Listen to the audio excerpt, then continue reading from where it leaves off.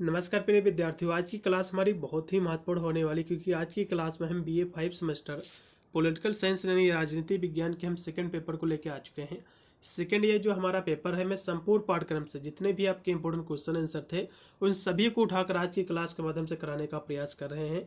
यदि आपने अभी तक कुछ भी नहीं तैयार किया है, एक भी क्वेश्चन आपने नहीं देखा है, यदि आप यही मेरा वीडियो आप देख लोगे तो मैं गारंटी लेता हूँ कि आपका 90 से 95% पेपर या फिर पूरा का पूरा पेपर जो है इन्हीं प्रश्नों से आपका आएगा।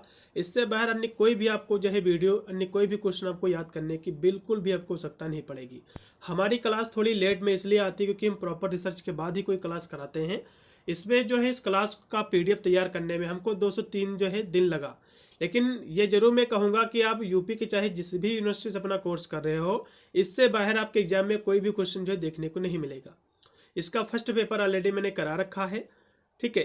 और वीडियो के डिस्क्रिप्शन में इसी की जो है प्लेलिस्ट आपको मिल जाएगी इसके सेकंड पेपर की। इसके चैप्टर्स क्लासें भी मैंने कराई हैं, आप जाकर जो है उनको भी चाहे आप देख सकते हैं, या फिर यही कंप्लीट वीडियो के माध्यम से आप अपना पूरा का पूरा पेपर जो है हल करके आओगे।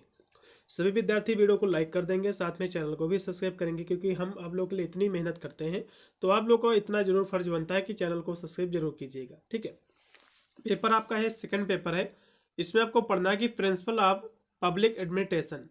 पब्लिक जो एडमिनिस्ट्रेशन है इसका जो है प्रिंसिपल क्या है, यही आपको पढ़ना है। यूपी के जितने भी विश्वविद्यालय हैं सभी का सिलेबस सेम है, चाहे वीर बहादुर सिंह पूर्वांचल विश्वविद्यालय हो, या फिर डॉक्टर राम मनोहर लोहिया हो, या फिर अन्य चाहे कोई भी आपका विश्वविद्यालय रहा हो, MGQP वगैरह, सभी का सिलेबस सेम है, यही आपको पढ़ना है, ठीक है। 2 घंटा आपका समय दिया जाएगा। अगर आप विश्वविद्यालय में भी इस बार जो परीक्षा हो रही है, रिटन का पेपर कराया जा रहा है, तो उनके लिए बहुत ही रामबाण साबित होगा और 75 नंबर का पूरा पेपर आएगा। सबसे पहले मैं सेक्शन ए के प्रश्नों को जो सोल्व करूंगा। तो इसमें जो पहला क्वेश्चन आपका कि पब्लिक एडमिनिस्ट्रेशन क्या है, मैं आपको बता दूं, ये जो पब्लिक एडमिनिस्ट्रेशन है जिसको हम लोक प्रशासन कहते हैं, इससे रिलेटेड कम से कम आपके एग्जाम में 75 नंबर के पेपर है। 30 नंबर तो जो कि पब्लिक एडमिनिस्ट्रेशन से ही मिलता जुलता क्वेश्चन आपके आएंगे, ठीक है। तो पब्लिक एडमिनिस्ट्रेशन क्या है, लोक प्रशासन क्या है, इसका अर्थ क्या है, इसकी प्रकृति क्या है, इसका महत्व क्या है, निजी प्रशासन और लोक प्रशासन में क्या अंतर है, बहुत ही डिटेल में आपको समझा दूंगा। इससे कम से कम आपका 30 नंबर इसी से आपका क्लियर हो जाएगा, ठीक है। तो चलिएगा यहाँ से हम देखेंगे। सबसे पहले लोक प्रशासन क्या है, इसका अर्थ समझ लीजिए, इसके बाद इसकी प्रकृति, इसके महत्व, और लोक प्रशासन और निजी प्रशासन इसके बीच में क्या डिफरेंट है, इसको भी हम देखेंगे, ठीक है। तो सबसे पहले लोक प्रशासन होता क्या है, इसका अर्थ, इसकी परिभाषा यहाँ से समझेंगे। उसके बाद इसके महत्व क्या है, इसकी विशेषता क्या है, लोक प्रशासन और निजी प्रशासन इसके बीच में अंतर क्या है, ये भी हम समझेंगे, ठीक है। क्योंकि इससे रिलेटेड आपके बहुत सारे क्वेश्चन आपके एग्जाम में देखने को मिलेंगे।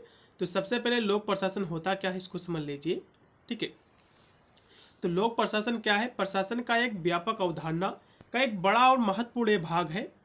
जो लोक प्रशासन जो शब्द है, संयुक्त शब्द है जो 2 शब्दों से मिलकर बना हुआ है, लोक प्लस जो है प्रशासन। लोक का अर्थ क्या होता है, लोक का अर्थ होता है जनता। जनता जैसे कि किसी राज्य में जो रहने वाली जो जनता होती है उसी को हम लोग कहते हैं। राज्य की सीमा के अंतर रहने वाले जो भी, चाहे वो स्त्री हो या फिर पुरुष हो या फिर बच्चे हो, या फिर जो है जो वृद्ध व्यक्ति हो या फिर कोई बीमार हो, किसी भी प्रकार का व्यक्ति जो राज्य के अंदर रहता है उसी को जो हम कह सकते हैं लोग कहते हैं, जनता कहते हैं, ठीक है। अर्थात इस तरह हम कह सकते हैं कि लोग होता है राज्य में रहने वाले उन व्यक्तियों या फिर कह सकते हैं उन लोगों के जो है समूह को कहते हैं जिनके प्रति राज्य अपने दायित्व को पूरा करता है, और लोग भी जो है उनके कर्तव्यों को जो है पूरा करते हैं। लोग भी जो है उनके प्रति जो कर्तव्य होते हैं उनको पूरा करते हैं, और सरकार के प्रति जो है विश्वास भी रखते हैं, ठीक है। ये होता है लोग। अब यहाँ से प्रशासन क्या होता है, ठीक है, जिसको एडमिनिस्ट्रेशन कहते हैं। ये जो है लैटिन शब्द एड प्लस जो है मिनिस्टर से बना हुआ है, मिनिस्टर से, जिसका अर्थ होता है व्यवस्थित ढंग से जो है सेवा करना। मतलब जो है लोक का अर्थ होता है जनता और एडमिनिस्ट्रेशन का मतलब होता है सेवा करना। तो इस प्रकार हम कह सकते हैं कि लोगों की सेवा करना, इसी को हम लोक प्रशासन कहते हैं, ठीक है। यहाँ से हम बहुत ही सरल शब्दों में कहे हम। तो लोक प्रशासन जो कि 2 शब्दों से मिलकर बना हुआ है, लोक प्लस प्रशासन, ठीक है। तो यहाँ से लोग मतलब होता है जनता, प्रशासन मतलब होता है सेवा करना, ठीक है। तो यहाँ से जो है हम ऐसे भी कह सकते हैं कि लोक प्रशासन का अर्थ ये होता है तो अर्थ को समझना काफ़ी अब सरल हो गया है, जो कि अब आपको पता हो गया कि लोक का मतलब होता है जनता, प्रशासन का अर्थ होता है जो कि सेवा करना उनकी। तो जैसे कि स्पष्ट है कि कुछ लोग निश्चित उद्देश्य की पूर्ति के लिए आपस में मिलकर कार्य करते हैं, तब उसे जो है प्रशासन कहा जाता है। अब प्रशासन क्या है? जब कुछ लोग एक उद्देश्य की पूर्ति के लिए जब आपस में मिलकर कार्य करते हैं, उसको प्रशासन कहा जाता है। यदि ये कार्य व्यक्तिगत हित के लिए ना किए जाए, मतलब जो है यदि जो कार्य है ये व्यक्तिगत हितों को ना देखा जाए बल्कि सार्वजनिक हित देखा जाए। सार्वजनिक हित जैसे कि इसमें व्यक्तिगत लाभ ना देखा जाए बल्कि जो संपूर्ण जो समाज है, जो हमारा राज्य है, संपूर्ण लोगों का जो है हित देखा जाए, संपूर्ण लोगों को जो भी कार्य किया जाए उनके हितों को देख कर किया जाए, ठीक है। तो इसको जो हम लोक प्रशासन कहा जाता है। क्योंकि किसी भी राज्य की सरकार की क्रियाएं सार्वजनिक अथवा जो है लोकहित के लिए संपन्न की जाती हैं, अतः जो है साधारण शब्दों में सरकारी कार्यों के प्रशासन को ही हम जो है लोक प्रशासन कहा जाता है। मतलब जो है सरकार कोई भी जब कार्य करती है तो ये व्यक्तिगत नहीं करती है। जैसे कोई भी जब योजना लागू होती है तो सरकार सभी के समान रूप से देखती है, ठीक है। तो जो लोक प्रशासन होता है, तो लोक प्रशासन को इसीलिए सरकारी प्रशासन भी जो है कहा जाता है, ठीक है। चलिए अब यहाँ से और यदि हम बात करें इसकी और हम परिभाषा की बात करें तो इसका सामान्य सा अर्थ था। इसकी यदि हम परिभाषा की बात करें तो लोक प्रशासन क्योंकि दो शब्दों से मिलकर बना हुआ है। लोक मतलब होता है जनता, प्रशासन मतलब होता है सेवा करना। तो सरल शब्दों में हम कहें तो जनता की सेवा करना ही लोक प्रशासन होता है, ठीक है। इस तरह से आपको जो है लिख देना है, ठीक है। अब लोक और प्रशासन के अर्थ से जो है पूरी, जबकि ये जो अर्थ है इसका लोक प्रशासन का, लोक मतलब होता है जनता, प्रशासन मतलब होता है सेवा करना। तो हम कुछ लोगों या फिर कुछ उद्देश्यों को हम ऐसे कह सकते हैं कि कुछ लोगों के जो उद्देश्य रहते हैं या फिर कुछ जो है जो उद्देश्य रहते हैं उनको पूरा करने के लिए जब हम सब लोग मिलकर कार्य करते हैं तो उसको भैया प्रशासन कहा जाता है, ठीक है। इस तरह से आपको जो है लिखना है, ठीक है। अतः लोक प्रशासन में सभी लोगों के हितों के लिए जो है कार्य किया जाता है, उससे जो है लोक प्रशासन कहा जाता है। ये सारी की सारी इसकी परिभाषाएं हैं, आपको लिखना है। और भी हमारे बहुत सारे विद्वान हैं जो कि इसकी परिभाषा को परंपरा शब्दों में स्पष्ट करने का प्रयास किया है, जैसे कि वुड्रो विल्सन। वुड्रो विल्सन को जो है लोक प्रशासन का जनक भी कहा जाता है, फादर ऑफ पब्लिक एडमिनिस्ट्रेशन, ठीक है। तो ये इसकी परिभाषा को स्पष्ट करते हुए लिखे हैं कि विधि को जो है क्रमबद्ध और विस्तृत रूप से लागू करना ही लोक प्रशासन है। मतलब जो है जैसे कि कोई जो है जैसे कि कोई उद्देश्य रहता है, जैसे कि तो सभी लोग संगठित होकर उस उद्देश्य की पूर्ति के लिए आपस में मिलकर कार्य करते हैं। तो ये जो कार्य करते हैं व्यक्तिगत हितों को न देख करके बल्कि सार्वजनिक हितों के लिए जब कार्य किया जाता है तो इसी को हम लोक प्रशासन कहा जाता है, ठीक है। अगली परिभाषा यहाँ से LD हर्ट महोदय जी लिखते हैं, ये कहते हैं लोक प्रशासन में वे सब कार्य आते हैं। ये कहते हैं कि लोक प्रशासन में वे सब कार्य आते हैं जिनका उद्देश्य जो है लोक नीति को लागू करना होता है, ठीक है। अब यहाँ से इसकी हम विशेषताओं की बात करें लोक प्रशासन की तो इसकी बहुत सारी विशेषता है, जैसे कि यह जो है कई मायने में निजी प्रशासन से जो है भिन्न होता है। देखो निजी प्रशासन क्या होता है, इसमें जो है निजी व्यक्तियों का स्वार्थ देखा जाता है, लाभ देखा जाता है। लेकिन लोक प्रशासन क्या है, लोक प्रशासन में ये जो है कह सकते हो व्यक्तिगत हित नहीं देखा जाता है बल्कि संपूर्ण समाज का हित देखा जाता है, संपूर्ण राज्य का हित देखा जाता है, इसीलिए इसको लोक प्रशासन कहा जाता है, ठीक है। पहले इसकी ये विशेषता हो गई कि यह जो है कई मायने में निजी प्रशासन से भिन्न है, उससे अलग है, या किसी जो है विशेष उद्देश्य की पूर्ति के लिए जो है किया गया कार्य है। लोक प्रशासन क्या है, किसी विशेष उद्देश्य की पूर्ति के लिए किया गया कार्य है। अगले भी इसकी जो विशेषता है, लोक प्रशासन प्रशासन का वह भाग है जो लोक नीतियों के कार्यान्वयन से जो है संबंधित है। अगली इसकी भी विशेषता है फिर है, या जो है सार्वजनिक हित के लिए व्यक्ति और जो इसके संसाधनों का एक संगठित प्रयास है, ठीक है। क्योंकि जो लोक प्रशासन होता है इसमें सभी लोग एकजुट होकर अपने साझा हितों के लिए, उसके उद्देश्य की पूर्ति के लिए एकजुट होकर कार्य करते हैं। उसके बाद है कि आज है आधुनिक समय में सार्वजनिक नीति के निर्माण में भी जो है महत्वपूर्ण भूमिकाएं निभाती है। फिर है अगले इसकी विशेषता है कि इसका उद्देश्य सरकारी कार्यों को जो है निश्चित नियमों के अनुसार निर्देशित और जो है संचालन करना भी इसका कार्य रहता है। और प्रशासन करने वाले व्यक्ति के पास अधिकार होना आवश्यक है, इसी के आधार पर उसे किसी काम में दूसरे से सहयोग जो है मिलता है। इसमें जो है विधायिका, कार्यपालिका, न्यायपालिका की 3 शाखाएं इसमें होती हैं उसके अंतर्गत शामिल हैं, लेकिन औपचारिक रूप से या विशेष रूप से सरकारी अधिकारी तंत्र पर जो है केंद्रित है। और इसमें जो है एक से अधिक व्यक्तियों के सहयोग से जो है कार्य किया जाता है। मतलब कोई भी जो कार्य किया जाता है, लोक प्रशासन होता है, एक व्यक्तियों के द्वारा कार्य नहीं किया जाता, बल्कि सभी लोग एकजुट होकर एक ग्रुप बनाकर जब अपने उद्देश्य की पूर्ति के लिए एकजुट होकर जब कार्य करते हैं, तभी जाकर जो है कार्य संपन्न हो पाता है। फिर समाज को जो सुविधाएं प्रदान करने की प्रक्रिया में उसका निजी समूहों और जो व्यक्तियों से गहरा संबंध भी जो होता है। ठीक है, अब यहाँ से लोक प्रशासन की प्राकृत क्या है, इसकी प्राकृत को समझ लीजिए।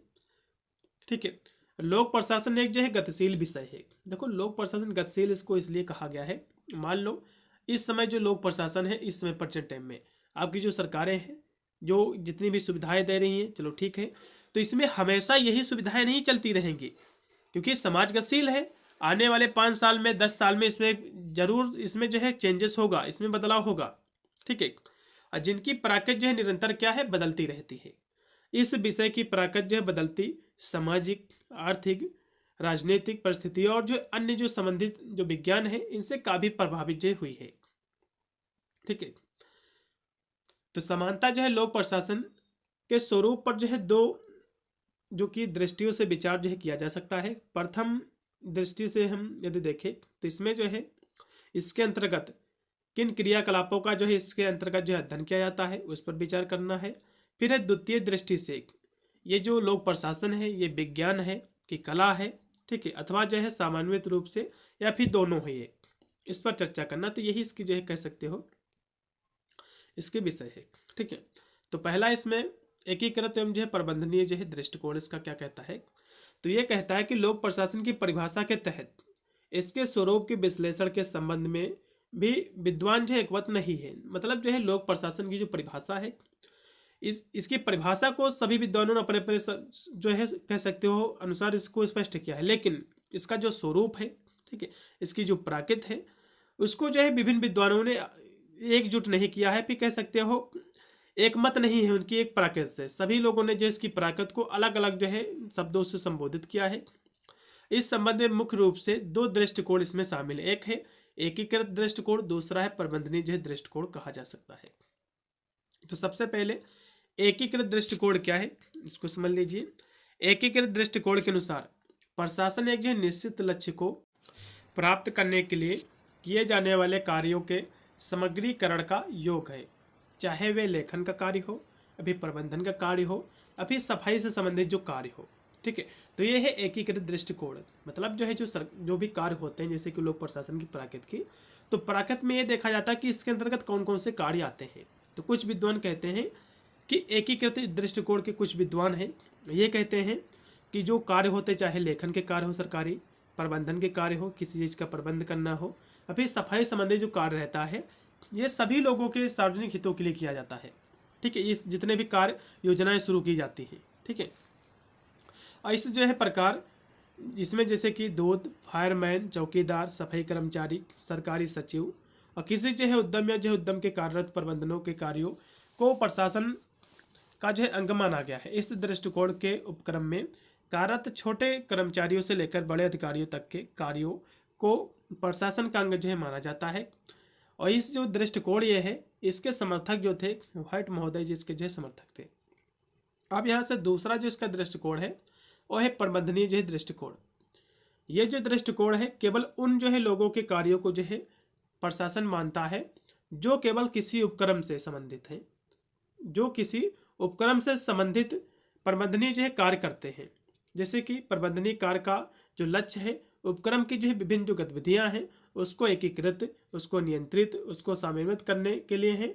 इसके जो समर्थक हैं इस दृष्टिकोण के साइमन है, स्मिथबर्ग जी हैं, थॉमसन जी हैं, ये सब क्या है इस दृष्टिकोण के जो है समर्थन है। ठीक है, तो प्रबंधनीय दृष्टिकोण क्या है, ये कहते हैं कि लोक प्रशासन की जो कार्य है ये प्रबंधनीय कार्य है। मतलब जो है ऐसा कह सकते हैं कि जो प्रबंधन का कार्य होता है उसको कैसे नियंत्रित किया जाए, उसका एकीकृत कैसे करना है, उसका समन्वय करना कैसे समन्वय करना है, तो उस पर एक केंद्रित है। ठीक है, अब यहाँ से कुछ लोग जो है लोक प्रशासन को विज्ञान मानते हैं, कला है कि विज्ञान है, तो उसको भी समझ लीजिए थोड़ा सा।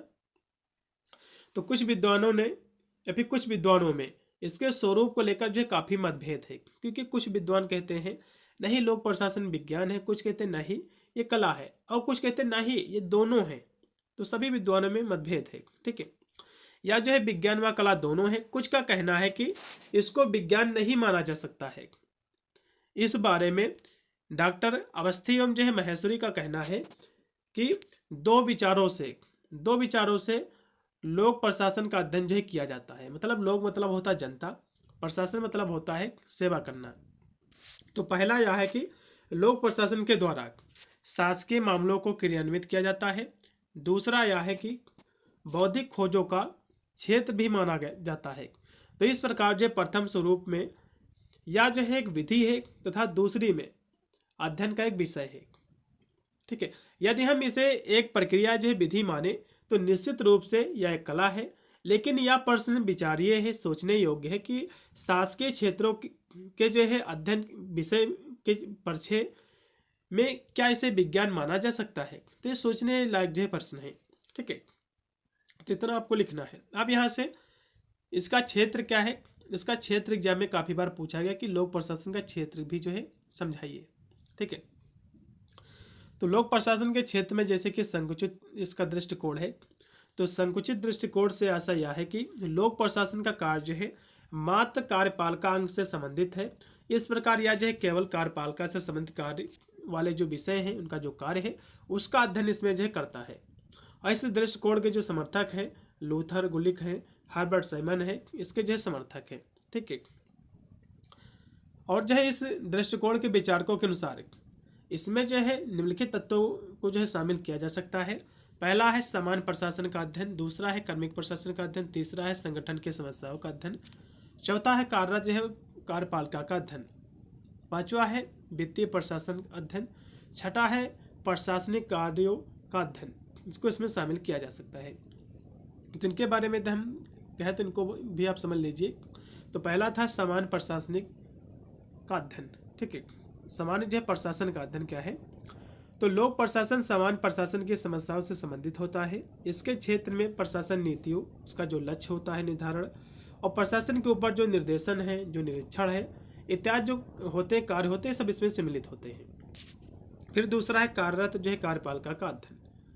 तो इसमें जो है लोक प्रशासन में जो कार्यपालिका का अध्ययन किया जाता है, और यह जो है कार्यपालिका से संबंधित केवल जो है असैनिक कार्यपालिका से है। लोक प्रशासन कार्यपालिका की उन जो है सभी असैनिक कार्यों से संबंधित होता है जो निर्धारित लक्ष्यों की प्राप्ति हेतु की जाती है। कार्यपालिका ही राष्ट्रीय, राज्य, स्थानीय सभी प्रकार के प्रशासन हेतु उत्तरदायी ये होती है, ठीक है। फिर है जो कि सेबी वर्ग की समस्याओं का अध्ययन इसमें किया जाता है, इसकी परख इसके।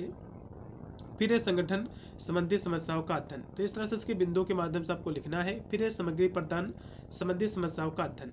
हम ज़्यादा विस्तृत में नहीं जाएंगे, नहीं तो काफ़ी लंबी क्लास जाएंगे, तो इसको बिंदुओं के माध्यम से भी एग्जाम में लिख सकते हैं, कोई डिटेल में बताने की ज़्यादा जरूरत नहीं है, ठीक है। फिर प्रशासनिक जो उत्तरदायित्व का अध्ययन, उसके बाद है वित्त संबंधी समस्याओं का अध्ययन इसमें किया जाता है। फिर यदि हम व्यापक दृष्टिकोण में बात करें इसकी प्रकृति की, ठीक है, तो कुछ जो है विद्वानों के अनुसार लोक प्रशासन के क्षेत्र के अंतर्गत सरकार और प्रशासन के 3 अंग इसमें व्यवस्थापिका, कार्यपालिका और जो है न्यायपालिका को इसमें जो है शामिल करना अनिवार्य है। इस विचारधारा के अनुसार लोक प्रशासन के क्षेत्र के अंतर्गत राजनीतिक, सार्वजनिक, बाह्य और आंतरिक सरकार के सैनिक व असैनिक बल आदि का इसका विस्तार जो है माना जाता है। इसके समर्थकों में विलोबी, कार्ल मार्क्स जी और एल.डी. वाइट जो है इसके कह सकते हो समर्थक हैं। तो यहाँ से मार्क्स के अनुसार अपने जो है व्यापकतम क्षेत्र में लोक प्रशासन के अंतर्गत सार्वजनिक नीति से संबंधित समस्त जो क्रियाएं इसमें जो है आती हैं। लोक प्रशासन के विषय क्षेत्र के संबंध में निग्रो की व्याख्या बहुत ही अधिक विस्तृत है, क्योंकि इसमें जो है सभी पक्षों के अतिरिक्त लोक प्रशासन राजनीतिक और सामाजिक प्रणाली के आपसी संबंध को भी इसमें शामिल किया गया है। निग्रो के जो है लोक प्रशासन की जो व्याख्या है निम्नवत है। ये कहते हैं कि लोक प्रशासन जो है लोक समाज में सहयोग और सामूहिक एक प्रयास है। फिर है अगली व्याख्या, ये कहते हैं कि लोक प्रशासन में कार्यपालिका, विधायिका और न्यायपालिका तथा इन तीनों के परस्पर जो संबंध है इसमें सम्मिलित है। फिर है लोक नीति की संरचना में लोक प्रशासन की प्रमुख भूमिका है और इस प्रकार यह राजनीतिक प्रक्रिया का एक अंग है। अगली भी यहाँ से बिंदु लिखते हैं कि लोक प्रशासन समाज की सेवा करने के लिए क्रम में जो है निजी समूहों एवं व्यक्तियों से घनिष्ठ रूप से जुड़ा हुआ है। ठीक है, तो इस तरह से आपको लिखना है। अब यहाँ से ये जो मैं क्वेश्चन करा रहा हूँ बच्चों, ये आपके एग्जाम में क्वेश्चन बनता है कि लोक प्रशासन की प्रकृति में पोस्ट कार्ड क्या है, इस दृष्टिकोण को समझाइए। इस क्वेश्चन को लिख के रख लो कि पोस्ट कार्ड दृष्टिकोण क्या है। 100% फंसेगा ये भी क्वेश्चन, जो भी मैं शुरुआत से क्वेश्चन करा रहा हूँ हर एक क्वेश्चन बहुत ही महत्वपूर्ण है, बिल्कुल ही फंसेगा एग्जाम में, तो इसको भी समझ लीजिए। ये मत कहिएगा कि पोस्ट कार्ड वाला सर आपने कराया नहीं है, हम बहुत ही बारीकी से हर एक क्वेश्चन को लेके आए हुए हैं। ठीक है, तो इसको भी समझ लीजिए, क्योंकि आपके एग्जाम में एक एक क्वेश्चन को तोड़ तोड़ कर पूछता है। जैसे कि मैंने आपको बताया कि पोस्ट कार्ड दृष्टिकोण क्या है, तो पूछेगा कि लोक प्रशासन में पोस्ट कार्ड क्या है, या फिर पूछ लेगा कि पोस्ट कार्ड से आप क्या समझते हैं। ठीक है, तो इसको भी समझ लीजिए। तो लोक प्रशासन के क्षेत्र में पोस्ट कार्ड दृष्टिकोण जो कि लूथर गुलिक की एक देन है, लूथर गुलिक के द्वारा पोस्ट कार्ड जो दृष्टिकोण है इन्हीं के जो है विचारधारा से प्रेरित है, अभी इन्हीं के द्वारा जो है बनाया गया एक दृष्टिकोण है।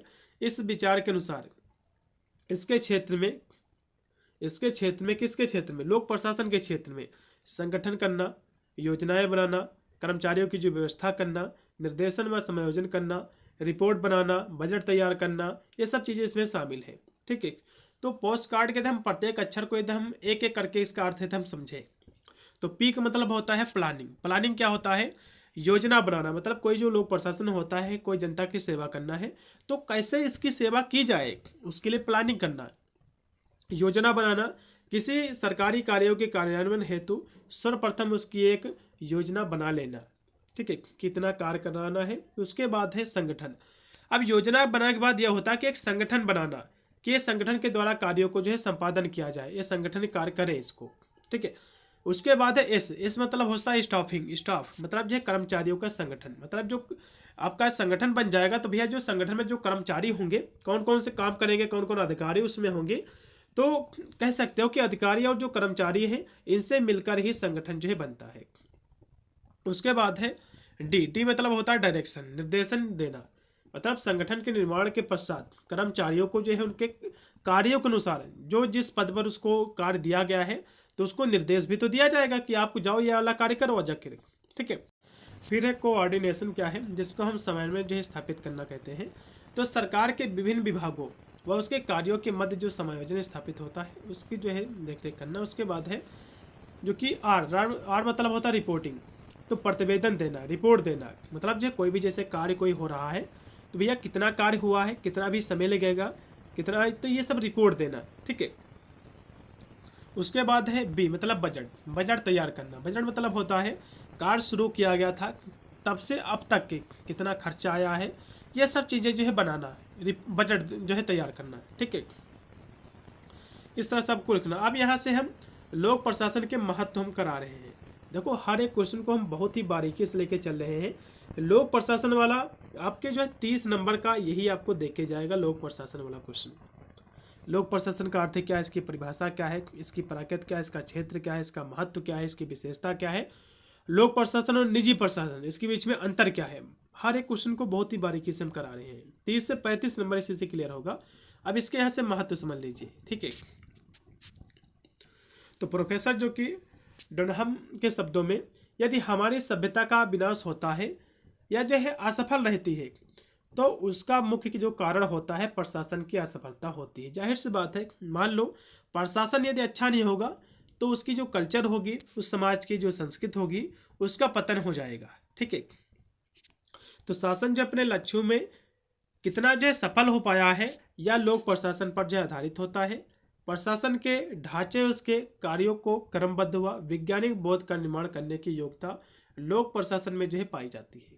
ठीक है, यह जो है महत्वपूर्ण केवल इसलिए नहीं है कि इसमें जो है जन कल्याण का प्रमुख गुण जो है पाया जाता है, बल्कि इसमें सार्वभौमिकता और सौर मौलिकता भी जो इसमें पाई जाती है। जन समस्याओं को, मतलब जनता की जो समस्याएं होती हैं उसको सुलझाने के लिए परीक्षण योग्य सिद्धांतों व नियमों का जो आविर्भाव लोक प्रशासन में जो है किया जाता है। लोक प्रशासन को शिष्ट समाज की प्रथम आवश्यकता माना जाता है और शासन में कार्यरत कर्मचारियों को प्रशिक्षित करना और शासकों को शासन की कार्यकुशलता के साथ साथ व्यावसायिक रूप से कुशल बनाना इसका कार्य होता है। और लोक कल्याणकारी राज्य की अवधारणा से आशय यह है कि ऐसे समाज से होता है कि जहां जीवन की प्राथमिक आवश्यकता और न्यूनतम जीवन स्तर अर्जित करने का विश्वास व अवसर प्रत्येक मानव को जो है प्राप्त होता है, उसी को लोक प्रशासन जो है लोक कल्याणकारी राज्य कहा जाता है। ठीक है, लोक प्रशासन का यह जो है उत्तरदायित्व माना जाता है कि वह लोक कल्याणकारी राज्य स्थापित करे। ठीक है, अब यहाँ से इसके महत्व नीचे दिए हैं, इसको समझ लीजिए। जैसे कि इसका पहला महत्व है सामाजिक जो है परिवर्तन का माध्यम। ठीक है, तो यह जो है प्राचीन समाज में जो अनेक जो रूढ़ियाँ विद्यमान हैं, जैसे कि कह सकते हो जो कुरीतियाँ हैं, जो अंधविश्वास है, टोना जो है, जो टोटका है, ठीक है, जो कुरीतियाँ थी, तो उसमें बदलाव लाने का एक माध्यम है लोक प्रशासन। ठीक है, उसके बाद है राज्य व जो है व्यवहारिक व जो है विशिष्ट भाग। तो लोक प्रशासन सरकार के कार्य व जो उत्तरदायित्व को सरकार स्वरूप प्रदान करने में बहुत महत्वपूर्ण भूमिका जो है निभाता है। और इसका कारण यह है कि वर्तमान समाज में राज्यों को जनहितकारी व उन्नति के लिए आवश्यक जो है माना जाता है। फिर है लोकतंत्र का वाहक एवं जो है रक्षक। तो लोक प्रशासन का लोकतंत्र के प्रमुख कार्यों के प्रसार में जो है अत्यधिक जो है महत्व है।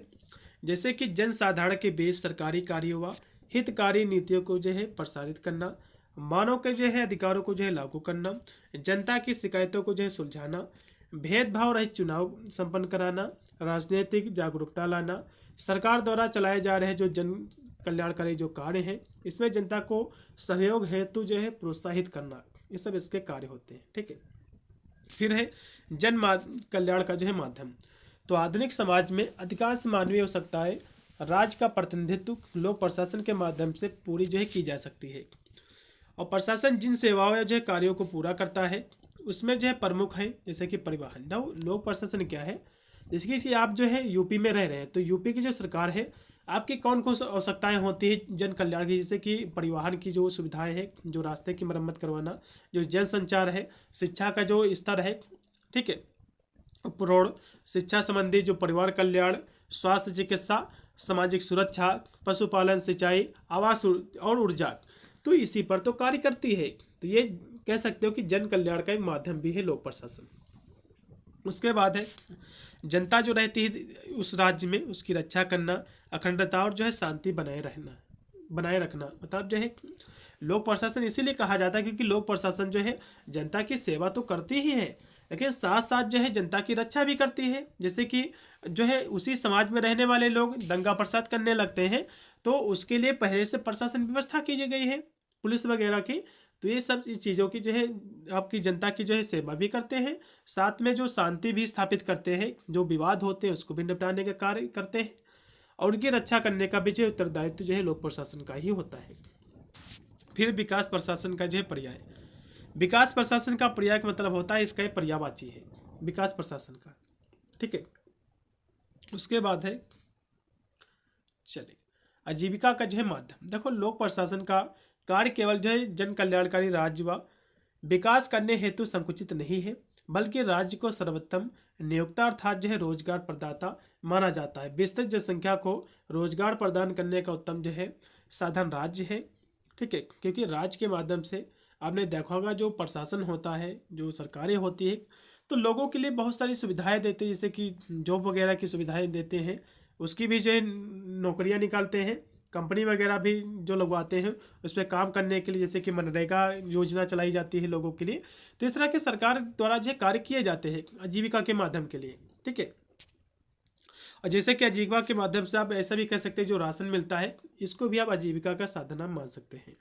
फिर है विधि और जो है न्याय। ठीक है, तो भी इसका महत्व है। तो वर्तमान शासन में राज्यों की विधि अर्थात जो है कानून को सर्वोच्च स्थान प्राप्त है, कानून के ऊपर जो है कोई नहीं है। लोक प्रशासन का यह उत्तरदायित्व माना जाता है कि उनके द्वारा कानून, संविधान, नीतियों, नियमों और जो है सिद्धांतों को बिना पक्षपात के राज्यों के कार्यों में क्रियान्वित जो है किया जाए। फिर औद्योगिक और जो है आर्थिक विकास। तो प्रत्येक देश की प्रमुख जो है चुनौती जनता व जो है हित व वित्तीय संसाधनों में बढ़ोतरी करना है होता है, और देश के उपलब्ध सभी संसाधनों का उचित प्रयोग निर्धारित करके व्यापार में संतुलित स्थापित करना, राष्ट्रीय आय में बढ़ोतरी करके उच्च जीवन स्तर में सहयोग करना, वैश्विक प्रतिस्पर्धा द्वारा व्यवसायिक क्रियाओं को जो है सुचारू रूप से क्रियान्वित करना आदि कार्य जो है लोक प्रशासन के द्वारा ही किए जाते हैं। ठीक है, तो इसके महत्व आपको लिखना है।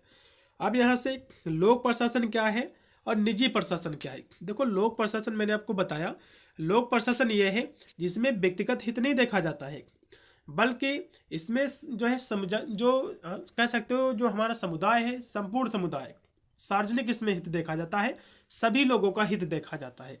ठीक है, क्योंकि प्रशासन को दो भागों में बांटा गया है। एक है लोक प्रशासन। लोक प्रशासन अभी मैंने आपको बताया है कि लोक प्रशासन का संबंध होता है किसी राष्ट्र की सरकार के द्वारा किए गए कार्यों से, क्योंकि जो राष्ट्र की जो सरकार होती है ये पक्षपात नहीं करती किसी के साथ। कोई योजना जब लागू होती है तो सभी के लिए बराबर लागू होती है, सभी को समान उसका लाभ मिलता है।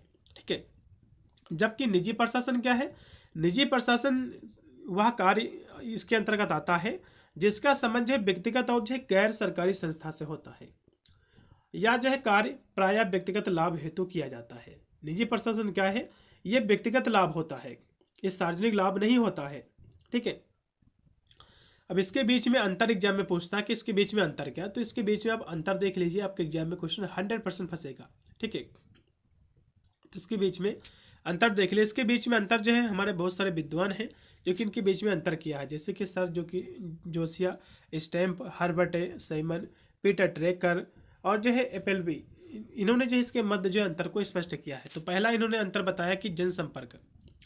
ठीक है, तो जनसंपर्क के क्षेत्र में लोक प्रशासन तथा निजी प्रशासन के मध्य अंतर जो है दृष्टिगोचर होता है, और निजी प्रशासन के लिए जनसंपर्क की अति आवश्यकता होती है, और निजी प्रशासन में उपभोक्ताओं की अपनी वस्तुओं के प्रति आकर्षण करने के अनेक जो है प्रस्ताव प्रस्तुत किए जाते हैं।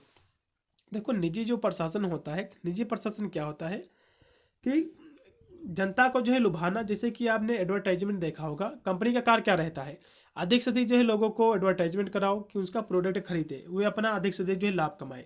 तो ये होता है निजी प्रशासन। ठीक है, और यहाँ से दिया जिससे वह जो है वस्तुओं को खरीदने के लिए उत्सुक होते हैं, परंतु सार्वजनिक जो है प्रशासन में उपभोक्ताओं को आकर्षित करने की कोई भी लालसा नहीं होती है। ठीक है, उसके बाद है बाह्य और जो वित्तीय नियंत्रण। तो वित्तीय नियंत्रण के तौर पर दोनों प्रशासनों में भिन्नता पाई जाती है। सार्वजनिक जो प्रशासन में व्यय का समस्त उत्तरदायित्व संसद के हाथ में होता है, और संसद की स्वीकृति के बिना लोक प्रशासन कोई भी धन ना तो एकत्र कर सकता है, ना ही उसको खर्च कर सकता है, ना ही उसका व्यय कर सकता है। इसके साथ ही व्यय की जो है दरें संसद द्वारा पूर्व निर्धारित होती हैं, पहले से निर्धारित होती, मतलब कि सरकार जो है धन कहाँ पर व्यय करेगी, कहाँ पर खर्च करेगी। जबकि निजी प्रशासन क्या होता है, निजी प्रशासन में जो है प्रबंधन जो है स्वयं मालिक होते हैं, और तथा अपनी जो कार्य योजना होती है उस पर धन व्यय करने में स्वतंत्र होते हैं। उन्हें जो किसी से स्वीकृति लेने की कोई भी आवश्यकता नहीं होती है। फिर इसमें अगला जो अंतर है सेवा और जो है मूल्य का। तो दोनों प्रशासनों के मध्य एक प्रमुख जो अंतर है ये सेवा और मूल्य का है। प्रायः लोक प्रशासन में किसी भी सेवा के बदले उसकी मात्रा में राशि जो है ली जाती है, और जितनी भी उस जो है कार्य के प्रबंधन हेतु आवश्यकता होती है। लेकिन इसके विपरीत निजी प्रशासन में जो है मतलब जो है इसमें कहा गया है कि सेवा और जो है मूल्य, जैसे कि आप किसी राज्य में रहते हैं तो सरकार आपकी सेवा करती है, तो उसके बदले जो है आपसे जो है बदले में कुछ लेती भी तो है, जैसे कि टैक्स आपसे लेती है।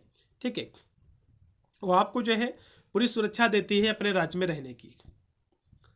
तो वही चीज़ इसमें लिखा हुआ है कि दोनों प्रशासन के मध्य एक जो प्रमुख अंतर है वो सेवा और मूल्य का है। लोक प्रशासन में जो है निजी लोक प्रशासन में किसी भी सेवा के बदले उसकी जो है मात्रा भी जो है ली जाती है, और जितनी भी जो है उस कार्य के प्रबंधन हेतु आवश्यकता होती उतनी ही ली जाती है।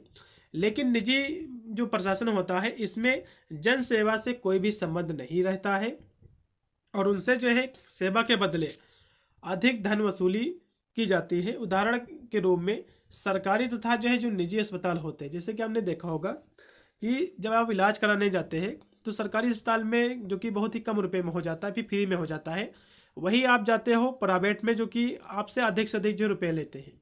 तो यही अंतर होता है निजी प्रशासन में और सरकारी प्रशासन में। ठीक है, उसके बाद है समान व्यवहार।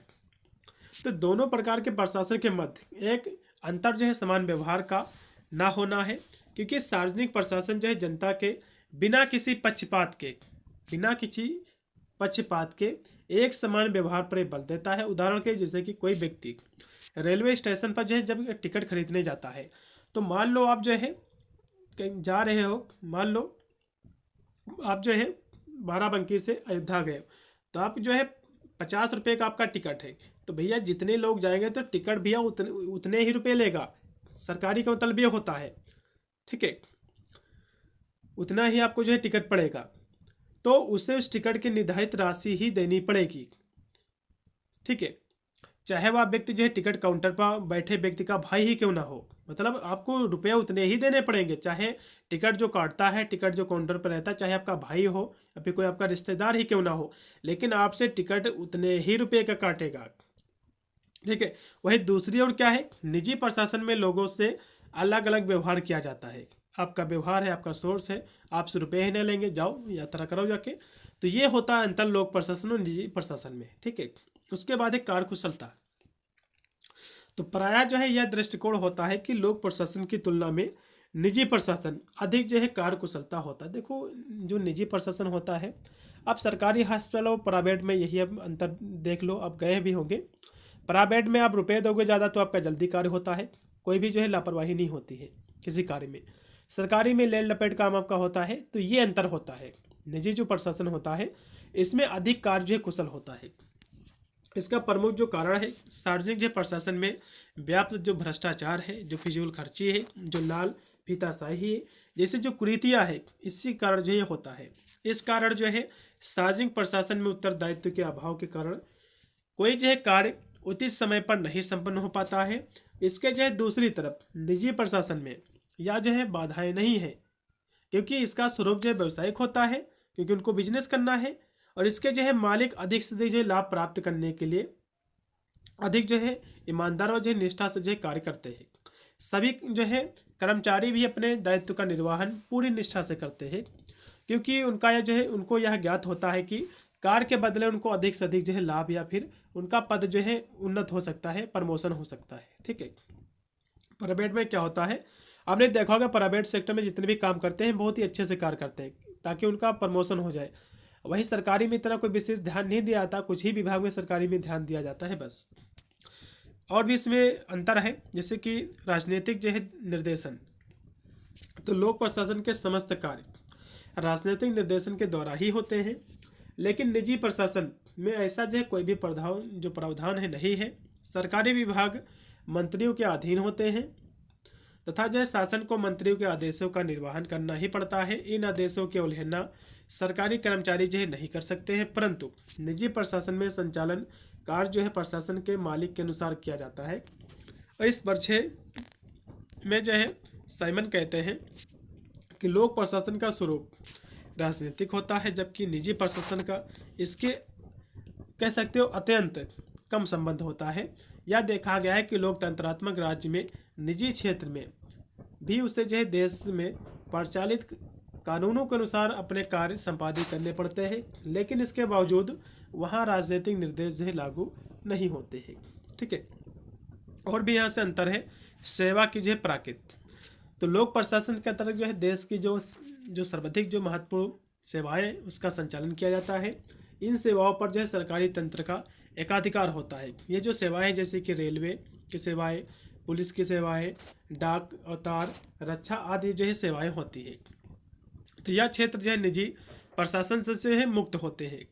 निजी प्रशासन के अंदर जो है इस प्रकार की सेवाएं जो है शामिल की जाती है, और जिसका जो है नेतृत्व किसी एक संस्था या जो है व्यक्ति के द्वारा जो है नहीं किया जाता है, बल्कि इसका संचालन कार्य अनेक संगठनों व्यक्तियों के हाथ में जो है सौंपा जाता है, और जिसके जो है अनेक प्रतिद्वंदिता हो और जो है जनता को जो वस्तुएं हैं उचित मूल्य पर जो है प्राप्त हो सके। फिर इसका अगला जो अंतर है लाभ का उद्देश्य।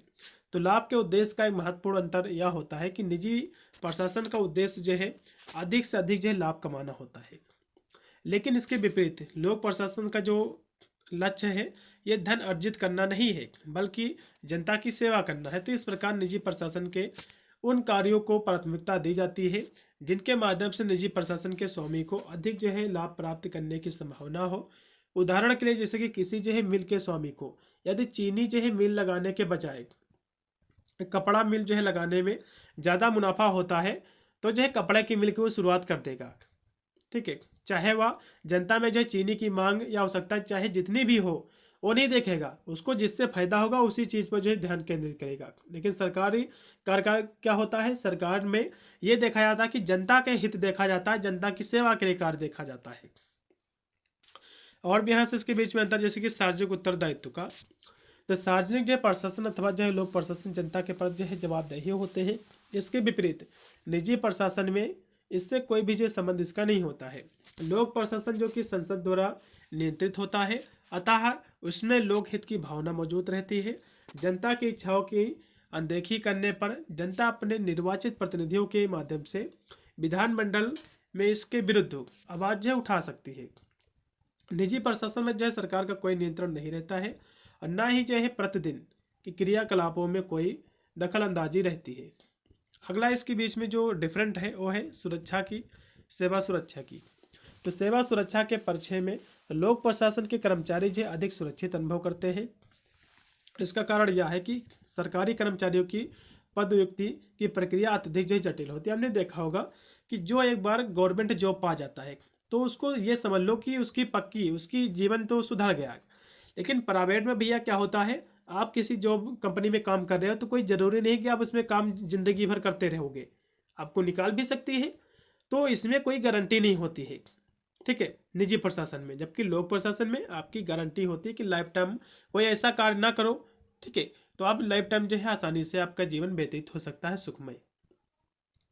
फिर है संगठन, उसके बाद गोपनीयता, ये इसके जो है बीच में अंतर है। तो संगठन की यदि हम बात करें तो व्यापकता के कारण सार्वजनिक जो है प्रशासन में हानि अधिक होती है, जबकि निजी प्रशासन में जो हानि है दर जो है कम होती है। आम जनता की पहुंच में लोक प्रशासन का क्षेत्र होता है, जबकि निजी प्रशासन की सीमा कुछ व्यक्तियों तक ही संकुचित रहती है, सीमित रहती है। उसके बाद है गोपनीयता। तो दोनों प्रशासन के मध्य जो गोपनीयता का अंतर पाया जाता है। सरकारी जो है तंत्र के सरकारी समस्त विभागीय कार्य जो है बिना अपना नाम प्रदर्शित किए गुप्त रूप से करते हैं। प्रत्येक सरकारी विभाग का मुखिया राजनीतिक मंत्री होता है। तो इस प्रकार अपने विभाग से जुड़े किसी भी कार्य हेतु संसद के प्रति उत्तरदायी भी होते हैं। वही दूसरी तरफ जो निजी प्रशासन में यह गोपनीयता लागू नहीं होती है। संपूर्ण जो व्यापार है जो मित्र स्वामी के नाम पर रहता है, उससे होने वाला जो भी लाभ होता है, जो भी हानि होता है, उसके लिए जो मालिक होता है कंपनी के पास स्वयं उसके लिए जिम्मेदार होता है। ठीक है, तो ये थे इनके बीच में अंतर। तो मैंने आपको क्वेश्चन कराया कि लोक प्रशासन क्या है और पोस्ट कार्ड क्या है, इसकी प्रकृति, लोक प्रशासन के इसके महत्व, इसकी विशेषता, लोक प्रशासन, निजी प्रशासन, इतने क्वेश्चन मैंने आपको कराए हैं। अब यहाँ से हम अगले क्वेश्चन की ओर बढ़ेंगे। चलेगा, यहाँ से जो क्वेश्चन मैंने आपको करा ही दिया था, ये पोस्ट कार्ड क्या होता है, उसकी लोक प्रशासन की प्रकृति में, यह क्वेश्चन आपके एग्जाम में बनेगा जरूर। उसके बाद है नौकरशाही क्या है, इसका अर्थ, इसकी परिभाषा, इसकी विशेषता क्या है, इसके प्रकार क्या है, ये हम समझेंगे।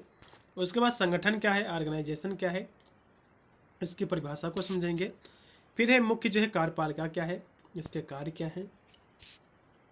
उसके बाद है सूत्र अभिकरण, ये क्या होता है, इसके प्रकार क्या है, नौकरशाही के प्रकार, और सुशासन क्या है, ये क्वेश्चन की 100% गारंटी एग्जाम में बनेगा।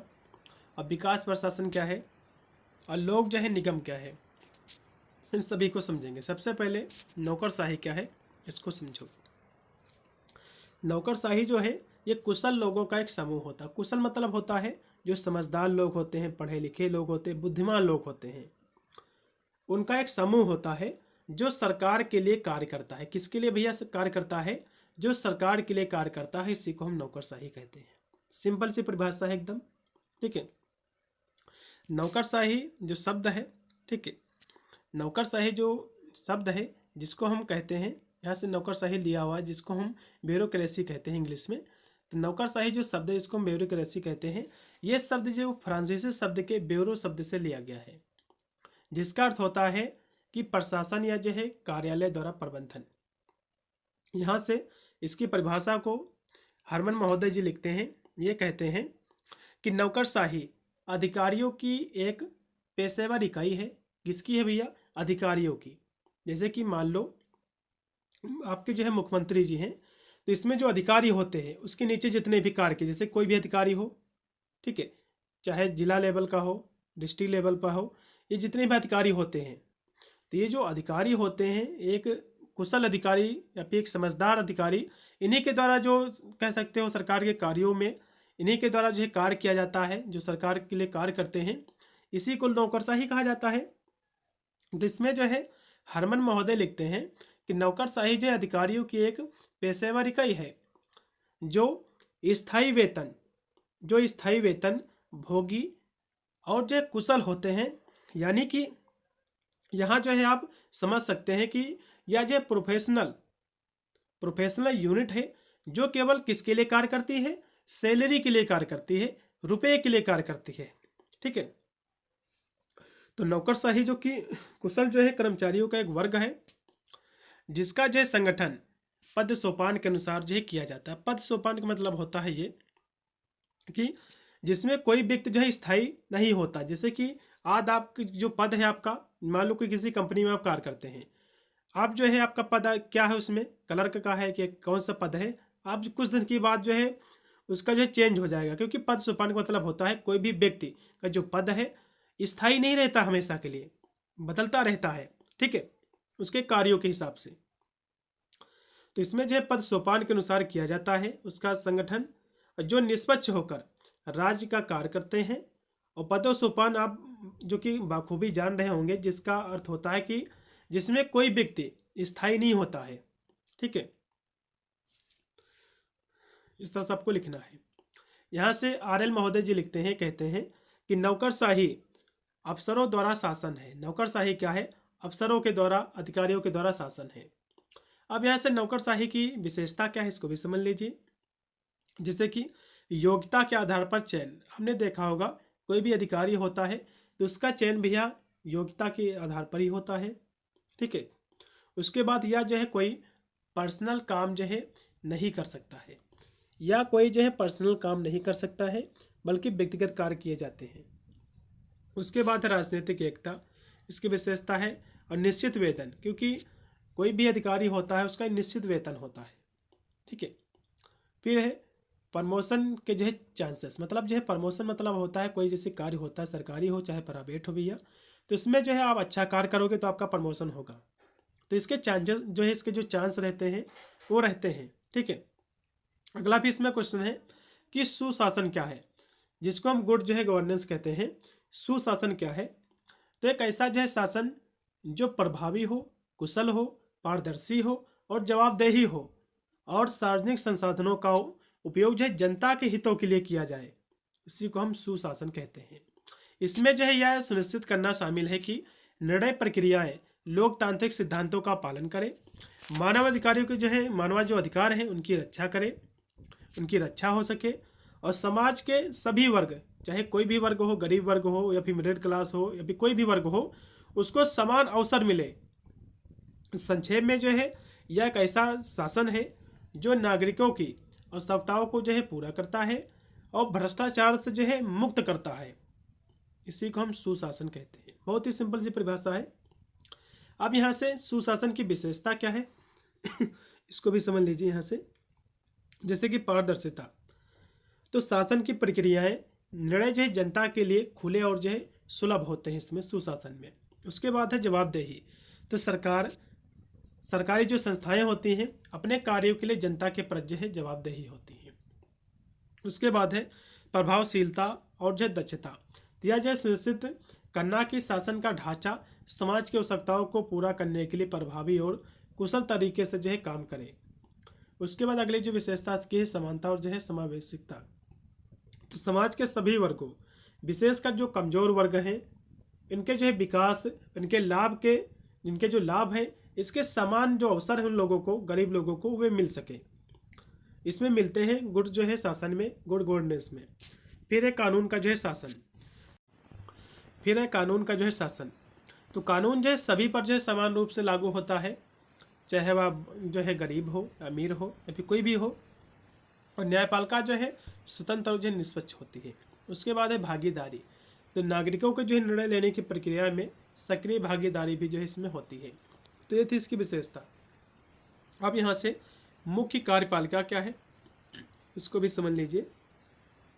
तो मुख्य कार्यपालिका किसी देश की जो है प्रशासनिक व्यवस्था का प्रधान होता है। देखो मुख्य जिसमें लग जाए, मुख्य मतलब मेन हो जाएगी।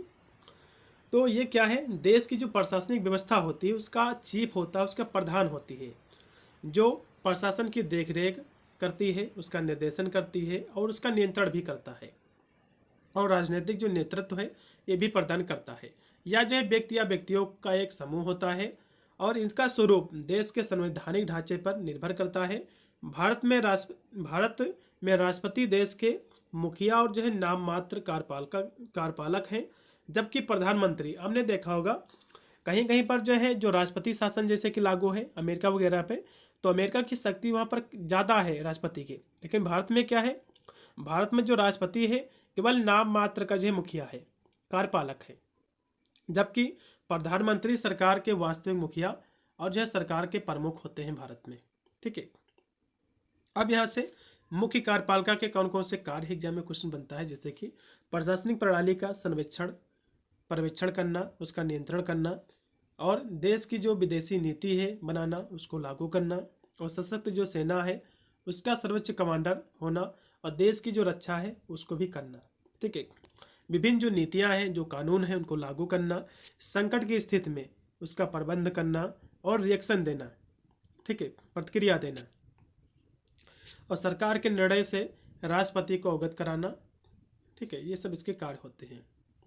उसके बाद है विकास प्रशासन क्या है। एग्जाम में क्वेश्चन बनता है शॉर्ट में कि विकास प्रशासन क्या है।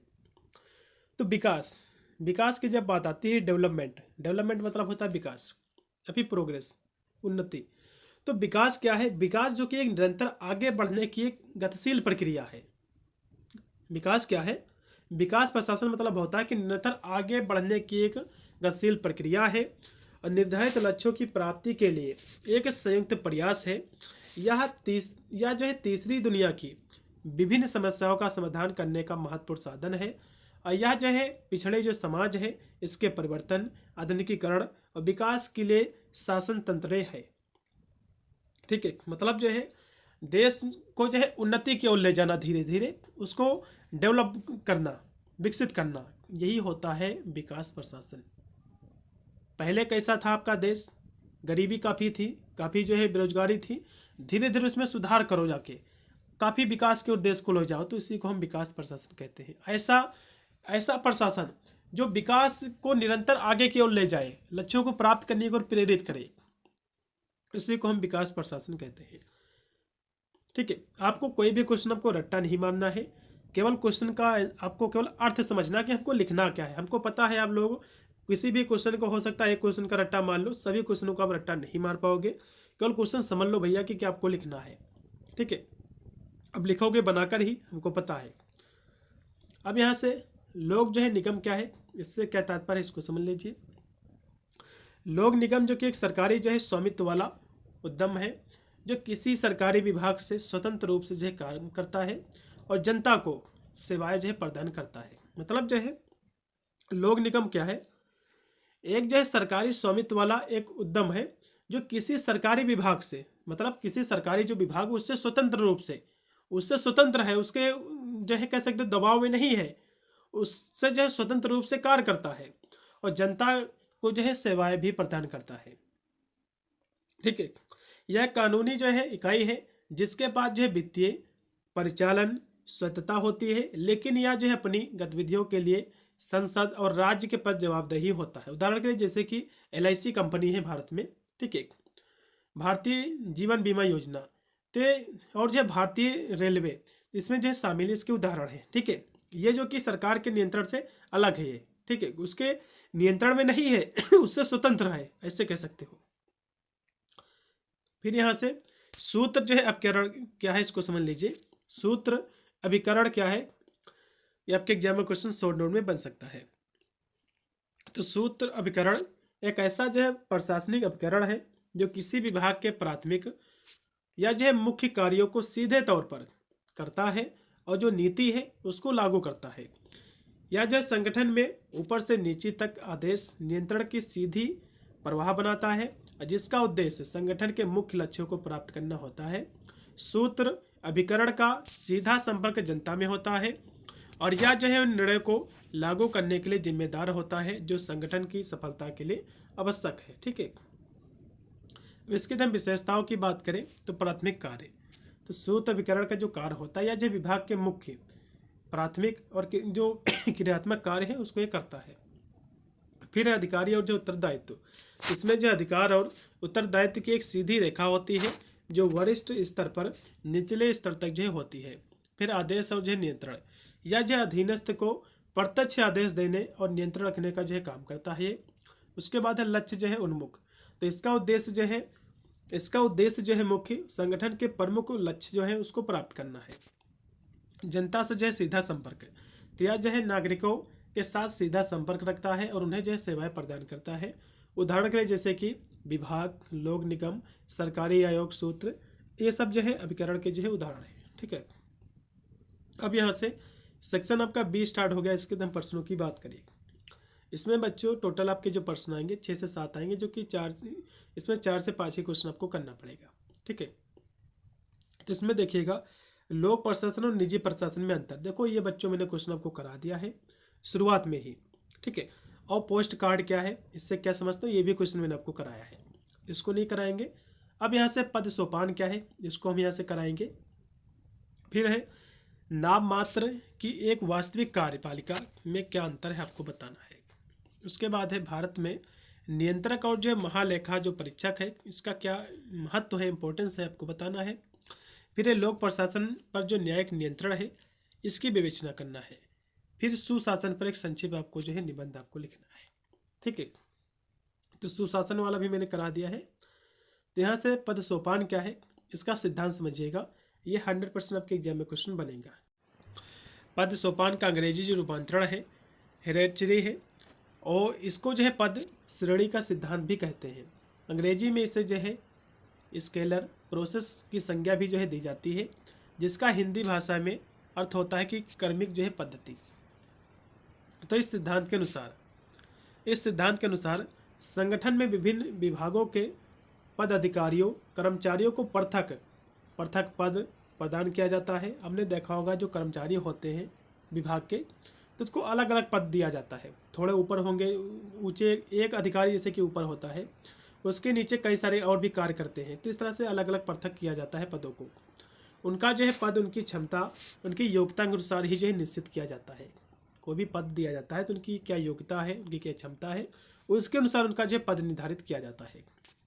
तो पदों सोपान का सिद्धांत ये प्रशासनिक संगठन के कार्य करने वाले विभिन्न कर्मचारियों के पदों को निश्चित करना और उनके आपसी संबंधों की व्याख्या करना ही पद सोपान होता है। अब यहाँ से इसमें जो है निम्न स्तरीय जो है व्यक्ति और उच्च स्तरीय व्यक्ति अथवा पद अधिकारियों के प्रति उत्तरदायी होता है। पद सोपान के अनुसार संगठन के कर्मचारियों को अनेक भागों में विभाजित कर दिया जाता है और प्रत्येक भाग के अधिकार तथा कर्तव्य स्पष्ट रूप से बता दिए जाते हैं। कार्यों की प्राकृत देखकर उनका स्त्रीकरण कर दिया जाता है। मूने और जो है रेले ने पद सोपान को क्रमिक प्रक्रिया जो है माना है या फिर कहा है।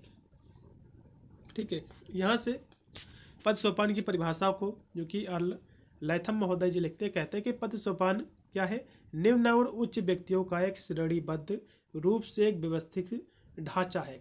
अब ऐसे कह सकते हैं जैसे कि पुलिस में दरोगा जो होता है ऊंची पोस्ट पर रहता है। ठीक है, उसके नीचे और बहुत सारे कार्य करते हैं, कांस्टेबल भी कार्य करते हैं।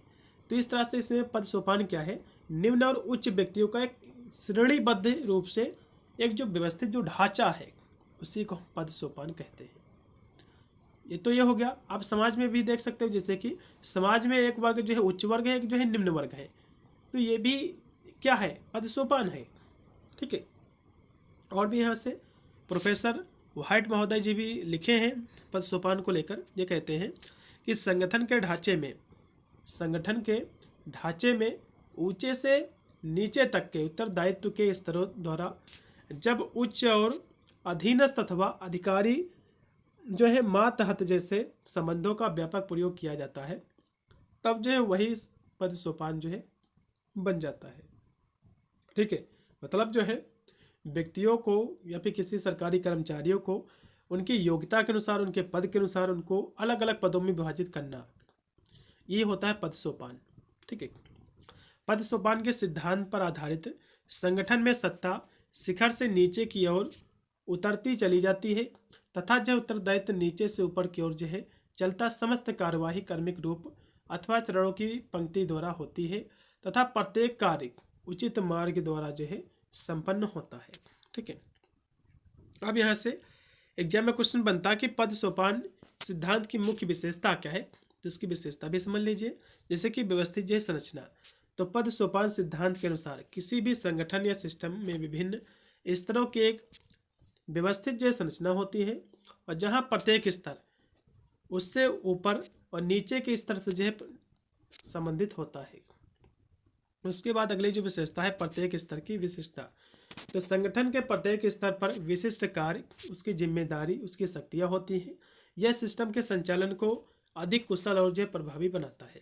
उसके बाद है आदेश और जो है नियंत्रण, तो ऊपरी स्तर के व्यक्ति या जो है इकाई, व्यक्ति या इकाई मतलब ऊपरी स्तर के व्यक्ति या इकाई और निचले स्तर पर कार्य करने वालों को निर्देश या मार्गदर्शन प्रदान करते हैं और जिससे जो है संगठन के आदेश और नियंत्रण जो है बना रहता है। हमने देखा होगा ऊपरी स्तर के जो व्यक्ति होते हैं, जैसे कि जो दरोगा होता है, तो पुलिस में जो भी कार्य होता है कि उसी के आदेश पर तो होता है।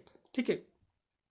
तो इस तरह से क्या होता है, जो दरोगा होता है सभी लोगों का मार्गदर्शन करता है, या फिर कोई भी कार्य हो, जैसे कि किसी कंपनी में जो मेन सीईओ होता है तो उसी के तो देखरेख में सारा कार्य होता है, तो ये सभी लोगों का, कर्मचारियों का मार्गदर्शन करता है जिससे संगठन के आदेश और नियंत्रण जो है जिससे बना रहता है। अगली विशेषता है संचार की प्रक्रिया, तो पद सोपान सिद्धांत संचार की एक स्पष्ट और एक व्यवस्थित प्रक्रिया को भी जो है दर्शाता है, जहां जानकारी जो है ऊपर से नीचे की ओर, नीचे से ऊपर की ओर ये प्रभावित होती रहती है। ठीक है, प्रवाहित होती रहती है। अब यहाँ से पद सोपान के हम उदाहरण की बात करें, जिससे कि संगठनात्मक जो है संरचना, तो अधिकांश कंपनियां या फिर अन्य जो संगठन है पद सोपान सिद्धांत का पालन करते हुए अपनी संगठनात्मक संरचना जो है बनाते हैं, और जिसमें जो है CIO से लेकर जो है प्रबंधकों, कर्मचारियों तक जो है विभिन्न स्तर जो होते हैं। उसके बाद है पारिस्थितिकी तंत्र, तो प्राकृतिक परिस्थितियां तंत्र में भी जो है पद सोपान के सिद्धांत को भी जो है देखा जा सकता है, जैसे कि खाद्य श्रृंखला में विभिन्न जीवों की स्थिति, तो ये भी जो है पद सोपान के सिद्धांत, जैसे कि पहले उत्पादक आते हैं, फिर उपभोक्ता, फिर अपघटक। उसके बाद है सरकारी संरचना, तो सरकारी जो है संस्थाओं में भी जो है पद सोपान का सिद्धांत लागू होता है, और जहाँ विभिन्न विभाग उनके अधिकारियों की एक पदानुक्रमित जो है संरचना होती है। ठीक है, सरकारी जो संस्थाएं होती भैया, तो इसमें भी कोई पद में नीचे होता, कोई ऊंचा होता, तो इस तरह से सब कहीं ये लागू होता है पद सोपान का सिद्धांत।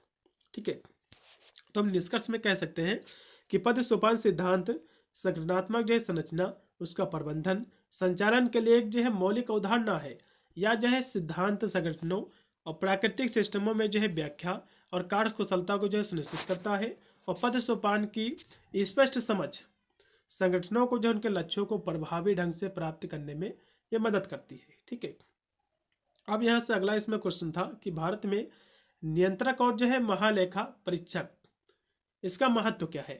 तो इसका जो महत्व है, सार्वजनिक जो धन है उसकी जवाबदेही और वित्तीय प्रशासन सुनिश्चित जो है करने का इसका महत्व होता है, क्योंकि यह जो है एक स्वतंत्र संवैधानिक प्राधिकरण है जो सरकार के सभी वित्तीय जो लेन देन है, जो सरकार की जो खर्च होते हैं, खर्च का जो लेखा जोखा होता है, ठीक है, ये सब ये करता है।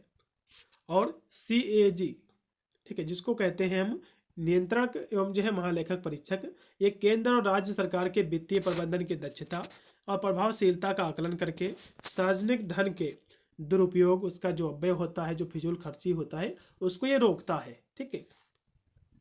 उसके बाद है अगला क्वेश्चन कि नाम मात्र और वास्तविक कार्यपालिका के बीच में क्या अंतर है।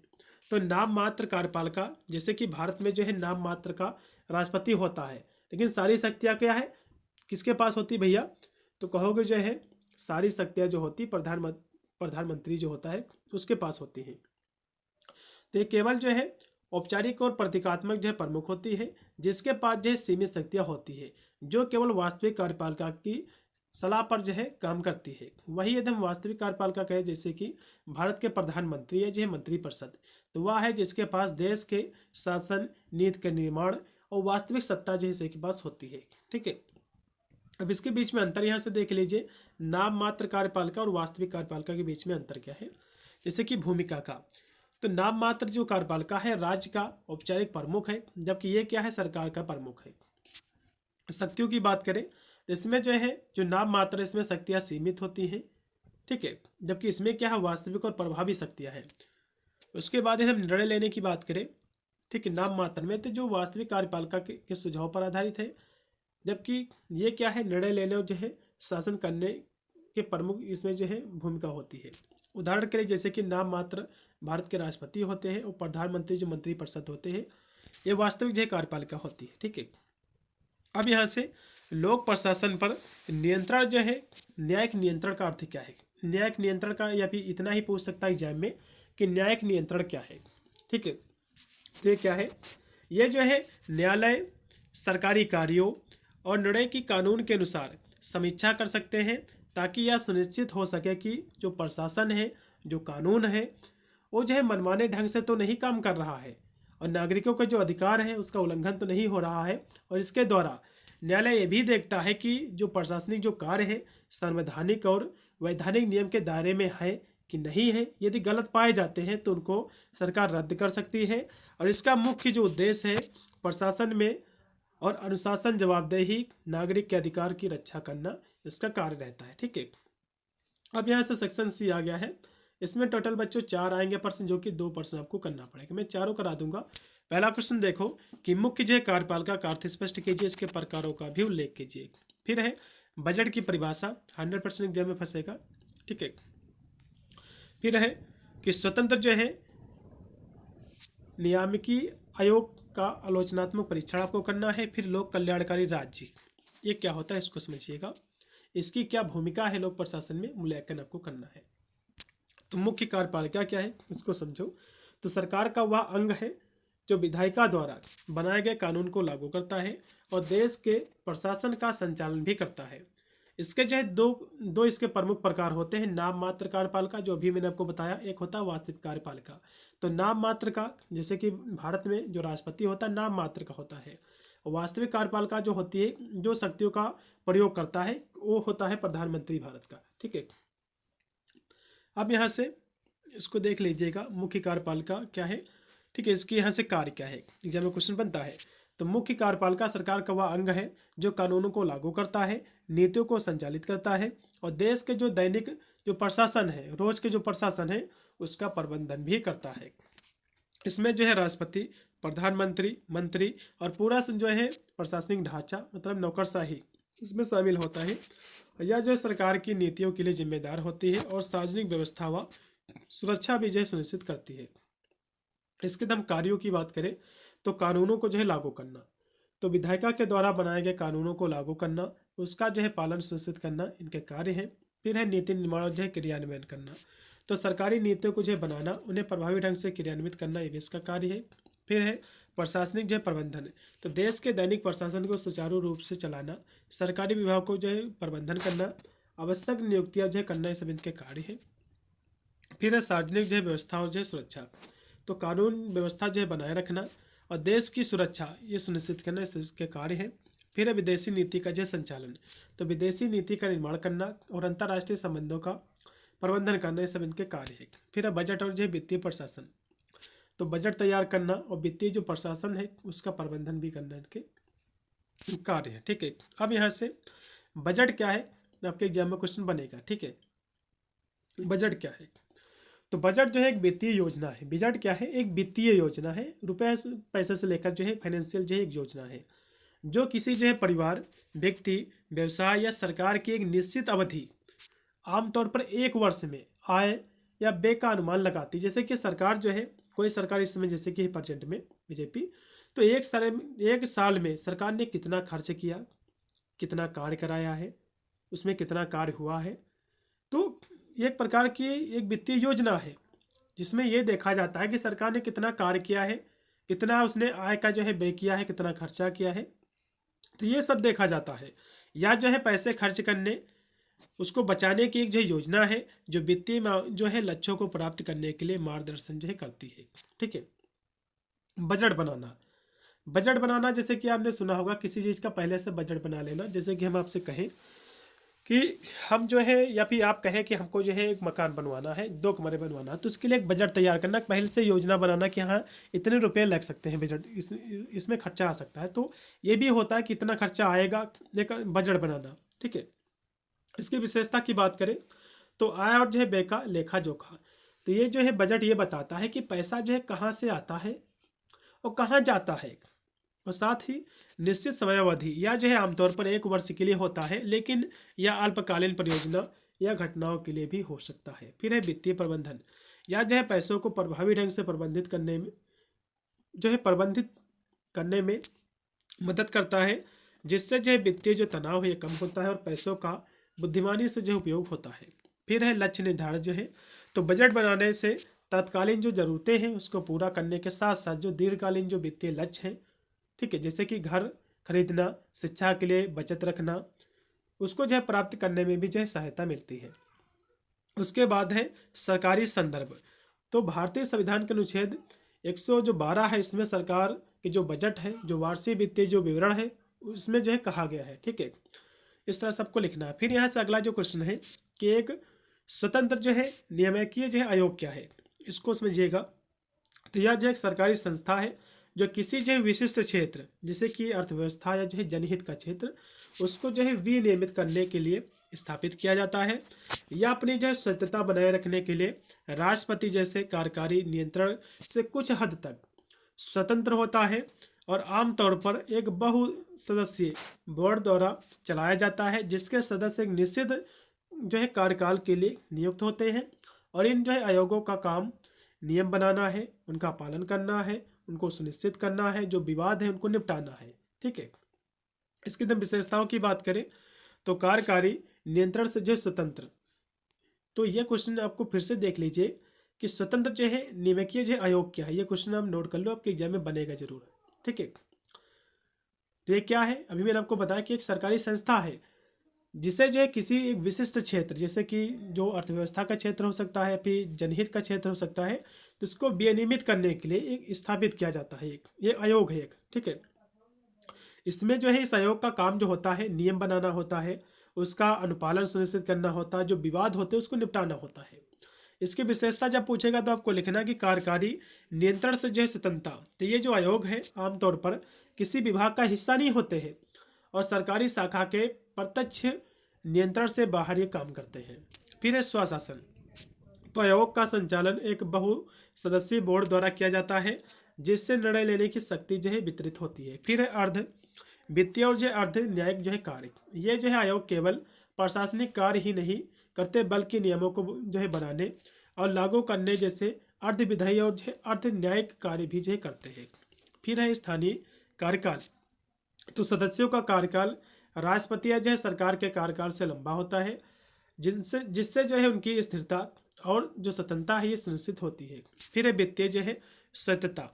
तो यह जो है आयोगों को अपने कार्यों के संचालन के लिए वित्तीय जो स्वतंत्रता है इसको प्रदान की जाती है, जिससे वे अपने जो धन का जो प्रबंधन है वे स्वयं कर सके। ठीक है। उसके बाद अगला जो क्वेश्चन है लोक कल्याणकारी राज्य क्या है, आपके एग्जाम में क्वेश्चन बनेगा। लोक कल्याणकारी राज्य क्या है, एक ऐसा राज्य है जो अपने सभी नागरिकों मतलब जो है चाहे कोई भी नागरिक हो, किसी भी धर्म का नागरिक हो, चाहे जो है बूढ़ा हो या फिर जो है चाहे स्त्री हो फिर जो है पुरुष हो, तो सभी नागरिकों को जो कल्याण है, उनकी जो सुरक्षा है, उनकी खुशहाली के लिए जो है काम करता है। ठीक है। इसी को हम लोक कल्याणकारी राज्य कहते हैं। ठीक है। इसमें जो है केवल एक वर्ग विशेष वर्ग का ख्याल नहीं किया जाता, बल्कि संपूर्ण जनता का ख्याल किया जाता है, समाज में रहने वाले को। इसी को हम लोक कल्याणकारी राज्य कहते हैं। अभी ऐसे कह सकते हो ऐसा राज्य जो संपूर्ण जनता का जो है खुशहाली के लिए, उसके कल्याण के लिए काम करे, उसकी सुरक्षा के लिए, इसी को लोक कल्याणकारी राज्य कहा जाता है। ठीक है। इस राज्य के तहत लोक कल्याणकारी जो राज्य है, इसके तहत सरकारी जो शिक्षा है, सरकारी जो स्वास्थ्य है, जो रोजगार है, जो सामाजिक सुरक्षा है, जैसी बुनियादी आवश्यकताओं को पूरा करने के लिए जिम्मेदारी होती है। और समाज में समानता, सामाजिक न्याय और समान अवसर भी सुनिश्चित करने की नीतियां जो है बनाई जाती है। ठीक है। इसके हम विशेषताओं की बात करें तो नागरिकों का जो है कल्याण, तो इसका मुख्य उद्देश्य जो है सभी नागरिकों की आर्थिक सामाजिक भलाई को जो है बढ़ावा देना इसकी विशेषता है। फिर है बुनियादी ज़रूरतें, जैसे कि सरकारी शिक्षा है, सरकारी जो स्वास्थ्य है, आवास, सरकारी रोजगार जैसे जो बुनियादी ज़रूरतें हैं उसको पूरा करने के लिए काम ये जो है करती है। फिर है जो है सामाजिक न्याय, तो यह जो है समानता के सिद्धांत पर आधारित है, जहाँ सभी नागरिकों के साथ जो है भेदभाव नहीं किया जाता है, उन्हें जो है समान अधिकार मिलते हैं। ठीक है। फिर है गरीबों और जो है कमजोरों की मदद, तो सरकार जो है सामाजिक सुरक्षा योजनाएं और जो है कल्याणकारी भुगतान जैसे कार्यक्रमों के माध्यम से गरीबों, जो विकलांग हैं, जो कमजोर वर्ग हैं, उनकी मदद ये करती है। फिर है आर्थिक समानता, तो यह जो एक ऐसी जो है आर्थिक नीतियाँ बनाती है जो अमीरी गरीबी के बीच के जो अंतर है उसको कम करने और सभी के लिए समान अवसर प्रदान करने का प्रयास करती है। तो ये थी इनकी बीच की विशेषता। अब यहाँ से 2-3 क्वेश्चन और भी मैंने इसमें ऐड किया है जिसकी आने की संभावना है, जैसे कि सूत्र क्या है और स्टाफ क्या है, लाइन और जो स्टाफ क्या है, इसकी परिभाषा, इसके बीच में क्या डिफरेंट है, क्या अंतर है, इसको हम समझेंगे। फिर है जो कि लोक प्रशासन मैंने आपको कराया था, जो है न्यू जो है पब्लिक एडमिनिस्ट्रेशन क्या है, जिसको हम नवीन लोक प्रशासन कहते हैं, नया लोक प्रशासन क्या है, इसको समझेंगे। ये भी क्वेश्चन फंसेगा 100%। फिर है कि प्रदत्त जो है विधायन क्या है, इसकी परिभाषा हम समझेंगे। फिर है संगठन क्या है, संगठन की हम परिभाषा को समझेंगे। ठीक है। तो यहाँ से सूत्र और स्टाफ क्या है इसको समझ लीजिए। तो सूत्र और स्टाफ प्रशासनिक और जो है संगठनात्मक जो है ढांचे में दो अलग अलग जो है भूमिकाएं हैं। सूत्र क्या होते हैं, सूत्र वे होते हैं जो सीधे तौर पर मुख्य कार्य जैसे कि उत्पादन हो गया, बिक्री हो गया, युद्ध हो गया, ये करते हैं और आदेश देने की शक्ति रखते हैं। जबकि स्टाफ क्या है, वे जो है सूत्र को जो है सलाह, विशेषज्ञता और सहायता जो है प्रदान करते हैं, लेकिन उनके पास जो है आदेश देने का कोई भी अधिकार नहीं होता है। ठीक है। स्टाफ के लिए उदाहरण के लिए जैसे कि सलाहकार होते हैं, अनुसंधानकर्ता होते हैं, विभिन्न सहायक सेवाएं होती हैं जैसे कि मानव संसाधन, वित्त, ये सब इसमें शामिल होती हैं। जबकि सूत्र का जो काम होता है विभाग के प्राथमिक जो उद्देश्य है उसको पूरा करना रहता है। अब इसके बीच में अंतर क्या है, जैसे कि भूमिका का, तो सूत्र होता है प्रत्यक्ष और जो है मुख्य कार्य करता है, जबकि स्टाफ क्या है, ये केवल सहायता और सलाह देता है केवल। ठीक है। उसके बाद अधिकार की बात करें तो सूत्र जो है जो आदेश है देने का अधिकार इसके पास है, लेकिन स्टाफ के पास जो आदेश देने का कोई भी अधिकार नहीं होता है। उसके बाद अगले धर्मांतर की बात करें प्राकृत की, तो इसकी जो प्राकृत होती है सूत्र की क्रियात्मक होती है, जबकि स्टाफ की जो प्राकृत होती है संज्ञानात्मक या और जो है सहायक होती है। इस तरह से आपको लिखना है। अब यहाँ से नवीन जो है लोक प्रशासन क्या है, इसका हम अर्थ, इसकी परिभाषा को यहाँ से समझेंगे। ठीक है। नवीन पर जो है लोक प्रशासन क्या है, मैंने आपको लोक प्रशासन की परिभाषा मैंने आपको बताया था कि लोक प्रशासन जो है दो शब्दों से मिलकर बना है, लोक प्लस प्रशासन। लोक का मतलब होता है जनता, प्रशासन मतलब होता है सेवा करना। तो सरल शब्दों में मैंने आपको बताया था कि जनता की सेवा करना ही लोक प्रशासन होता है।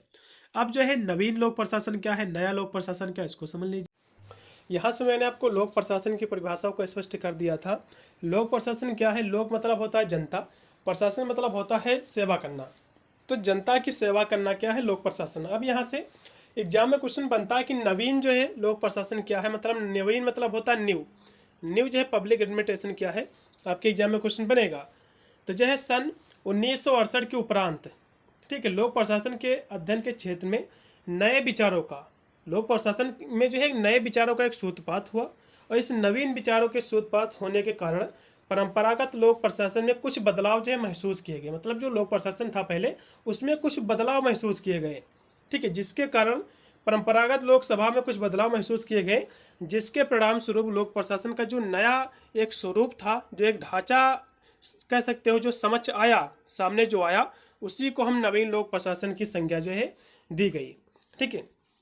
नवीन लोक प्रशासन के विद्वानों का मानना था कि मूल्य जो है विहीन ज्ञान का कोई अर्थ नहीं होता। मतलब जो है जो नवीन लोक प्रशासन के जो विद्वान थे, ठीक है, तो उनका जो है मानना था कि मूल्य विहीन ज्ञान का कोई भी अर्थ नहीं होता। मतलब ऐसा कह सकते हो, मूल्य जिसका कोई मूल्य ना हो किसी चीज़ का, ज्ञान का, तो ऐसा ज्ञान जो है बेकार होता है, व्यर्थ होता है।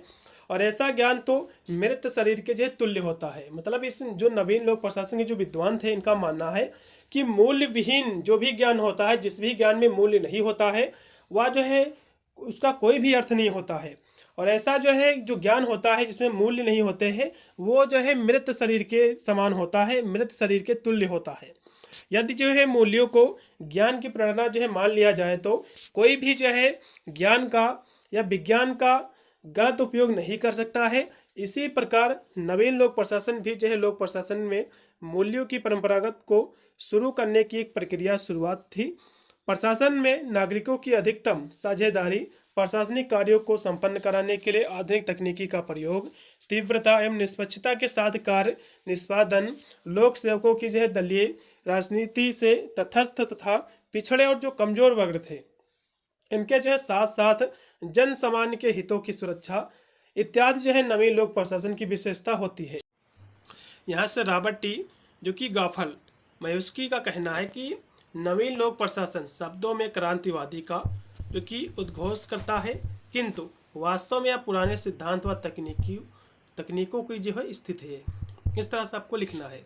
यहाँ से एग्जाम में क्वेश्चन बनता है कि नवीन लोक प्रशासन जो है इसके उदय के क्या कारण थे, इसको भी समझ लीजिए। 1960 के दशक के अंत में अमेरिकी समाज जो था, अमेरिका के जो वहाँ के लोग थे, विघटन और टूट फूट की परिस्थिति में से जो है गुजर रहे थे। और परंपरावादी लोक प्रशासन अमेरिकी समाज के संकट को समझने में असफल रहा। सामाजिक आर्थिक संकेतों से उत्पन्न हुई मांगे और जो चुनौतियाँ थी उसका सामना करने में यह जो है अपने जो कह सकते हो अपने आप को जो असमर्थ जो है पा रहे थे वहाँ के लोग। तो आणविक जो शस्त्रों से उत्पन्न आतंक, गृह युद्ध, सामाजिक विभेद और जो है वियतनाम में अघोषित युद्ध जो विश्व की अनैतिक जो है अंतरात्मा पर प्रहार कर रहा था, इसमें जो है अमेरिकी जो बुद्धिजीवी थे, अमेरिकी बुद्धिजीवियों को आलोचित कर दिया था। ऐसे माहौल में अमेरिका के जो युवा जो बुद्धिजीवी थे, जो वहाँ के युवा जो बुद्धिमान लोग थे, पढ़े लिखे लोग थे, इनको भी जो है बेचैन कर दिया था। क्योंकि एक और ना तो शासन के स्थापित केंद्र कुछ कर पा रहे थे और ना ही जो है मान्यता प्राप्त शिक्षा के जो है गढ़ों में भी कोई जो है हलचल थी। समाज विज्ञान के अन्य विषयों की तरह जो है लोक प्रशासन जैसा विषय भी सामाजिक उथल पुथल इस दौर में पूरी तरह से जो है हिल उठा था। समाज के समक्ष जो है खड़ी इन चुनौतियों का उत्तर नए विचारों, नए नारों में जो है ढूंढना आवश्यक हो गया था। और ऐसा ही जो है नया आंदोलन नवीन लोक प्रशासन के नाम से जो है उदित हुआ, उसका सूत्रपात हुआ। मतलब जब ऐसा कह सकते हो, इसका उदय का जो कारण मानते हैं बच्चों, आपको बनाकर लिखना है। 1960 में अमेरिका का जो समाज था, अमेरिका के रहने वाले जो लोग थे, उसमें काफ़ी टूट फूट पड़ी हुई थी। समाज एकदम बिखरा हुआ था। ठीक है, वहाँ पर गृह युद्ध मतलब वहाँ के समाज में एक दूसरे से लड़ाई दंगा हो रही थी। तो इन्हीं से जो है जो प्रेरित होकर जो वहाँ के बुद्धिमान जो लोग थे, ठीक है, एक नए आंदोलन का एक रूप दिया, जिसके कारण समाज को जो एकजुट करने का प्रयास किया है। ठीक है, इसी कारण जो है इसका जो है सूत्रपात हुआ बुद्धिजीवियों के द्वारा अमेरिका के। इसी को जो है नया प्रशासन के नाम से, लोक प्रशासन के नाम की जो है संज्ञा दी गई है। इस तरह से आपको लिखना है। फिर है प्रदत्त विधायन या फिर जिसको हम प्रत्यायोजित विधायन कहते हैं। ये क्या है, आपके एग्जाम में क्वेश्चन बनेगा। यह जो है वह प्रक्रिया है जिसमें विधायिका मतलब जो है विधायन बनाने वाली संस्था अपनी जो है विधि बनाने की शक्ति को कार्यपालिका या किसी अन्य निकाय को सौंप देती है। यह जो है इसलिए किया जाता है क्योंकि विधायिका के पास हर छोटे बड़े नियम कानून बनाने के लिए समय या विशेषता नहीं होती है। कार्यपालिका द्वारा इन नियमों को लागू करने और शक्तानुसार विशिष्ट नियम जैसे कि नियम विनियमन बनाने के लिए इसे प्रदत्त किया जाता है। इसे जो है अधीनस्थ विधान या द्वितीय विधान भी जो है कहा जाता है। इस तरह से आपको लिखना है। अब यहाँ से संगठन क्या होता है इसको समझ लीजिए। संगठन क्या है? संगठन जिसको हम ऑर्गेनाइजेशन कहते हैं, तो एक समूह होता है जो किसी साझा लक्ष्य को प्राप्त करने के लिए मिलकर काम करते हैं। मतलब जो है एक ग्रुप होता है संगठन जो किसी हित को जो है कह सकते हो उसकी पूर्ति के लिए सरकार पर दबाव बनाते हैं, फिर अन्य कोई कार्य कराने के लिए एकजुट होकर कार्य करते हैं। इसी को हम संगठन कहते हैं। और इसका जो है अर्थ किसी समूह या व्यवसाय के निर्माण की प्रक्रिया से भी है। और संगठन एक जो कि अच्छी संरचना, स्पष्ट कार्य वितरण और जो है कुशल संचार के माध्यम से अपने लक्ष्यों को प्राप्त करना भी होता है। इस तरह सबको लिखना है। यहाँ से परिभाषा भी लिखी हुई है कि इसकी परिभाषा कि संगठन उन लोगों के बीच संबंधों क्रियाकलापों की एक संरचना है जो समान उद्देश्य की पूर्ति के लिए काम करते हैं। मतलब एकजुट होकर मिलजुल कर का कार्य करते हैं, इसी को हम संगठन कहते हैं। फिर है संगठन के यदि हम महत्व की बात करें तो इसमें समन्वय। तो संगठन जो विभिन्न विभागों कर्मचारियों के बीच प्रभावी समन्वय जो है स्थापित करता है, जिससे कार्यों का सुचारू निष्पादन जो है सुनिश्चित होता है। फिर है अनुकूलन जो है शीलता। तो एक संगठनात्मक जो है संरचना कंपनी को बदलते परिवेश में अनुकूलन करने में जो है मदद करती है। फिर है लक्ष्यों की प्राप्ति। तो यह जो है लक्ष्यों तक पहुंचने के लिए एक स्पष्ट मार्ग प्रदान करता है और प्रबंधन को अपने लक्ष्यों को प्राप्त करने के लिए विभिन्न रास्ते भी प्रदान करता है। फिर है भूमिकाएं और जो उत्तरदायित्व। यह जो है भूमिकाओं को सौंपता है, जिम्मेदारी को स्पष्ट करता है और प्रबंधन के में वरिष्ठ जो अधीनस्थ है इसके संबंधों को मजबूत भी जो है करता है। फिर इसके अगले महत्व है प्रभावी संचार। तो संगठन के नियमों, संचार के तरीके और प्रक्रिया को निर्धारित करता है जो सुचारू संचालन के लिए महत्वपूर्ण है। फिर है संसाधनों का उचित आवंटन। तो यह जो है सुनिश्चित करता है कि कार्यबल और अन्य संसाधनों का उचित जो आवंटन हो। ठीक है। उसके बाद अगला इसमें जो क्वेश्चन आपके एग्जाम में आता है कि मैक्स वेबर का नौकरशाही सिद्धांत क्या है। यह क्वेश्चन आपके एग्जाम में 100% फंसेगा, तो इसको भी नोट करके आप रख लो। ठीक है। नौकरशाही मैंने आपको समझा दिया था। अब यहाँ से मैक्स वेबर का नौकरशाही सिद्धांत क्या है तो इसको भी समझ लीजिए। तो एक जो है संगठनात्मक जो है संरचना है जो नियमों, पदानुक्रम और जो विशेषज्ञता पर आधारित है। या जो है दक्षता, जवाबदेही और बेहतर निर्णय लेने के लिए एक व्यवस्थित, तर्कसंगत और जो है अव्यक्तित्व ये प्रणाली जो है प्रदान करता है, जिसे मैक्स वेबर ने आदर्श नौकरशाही कहा है। इस सिद्धांत के मुख्य सिद्धांतों में स्पष्ट श्रम विभाजन, पदों सोपान संरचना, नियमों पर जो है आधारित निर्णय लेना और पेशेवर होना इसमें जो है शामिल है। ठीक है। अब इस सिद्धांत जो इसका मुख्य सिद्धांत है वह है इसमें श्रम विभाजन। तो कार्यों को जो है कर्मचारियों के बीच स्पष्ट और व्यवस्थित तरीके से विभाजित किया जाता है इसमें, और प्रत्येक जो व्यक्ति होता है उसको अपने कार्य के लिए जिम्मेदारी होता है। उसके बाद है पदानुक्रम। तो यह जो है स्पष्ट पदानुक्रम है जिसमें एक जो है उच्च कार्यालय एक अधीनस्थ कार्यालय के अधीन होता है और कमान और जिम्मेदारी के क्षेत्र स्पष्ट रूप से परिभाषित होते हैं। फिर है नियम आधारित जो है प्रणाली। तो संगठन जो है औपचारिक और मानकीकृत नियमों और प्रक्रियाओं के जो है माध्यम से संचालित होता है, जिससे निर्णय लेने में एक रूपता जो है आती है। उसके बाद है अंतर व्यक्तित्व जो है संबंध। तो कर्मचारियों के बीच जो है एक संबंध जो है पेशेवर और अव्यक्तित्व होते हैं जो व्यक्तिगत पूर्वाग्रह को जो है कम करते हैं। उसके बाद है विशेषज्ञता। तो पदोन्नति और जो है नियुक्ति योग्यता तकनीकी विशेषज्ञता पर आधारित होती है, ना कि व्यक्तिगत जो है संबंधों पर। ठीक है। इसमें किसी का यदि पद का जो है उन्नत हुआ, जैसे कि कोई कंपनी में आप जॉब करते हो तो आप अच्छा कार्य करोगे तो आपका पद जो है उन्नत हो जाएगा, आपका प्रमोशन हो जाएगा, तो आपकी योग्यता पर होता है। ठीक है। उसके बाद है पेशेवरता।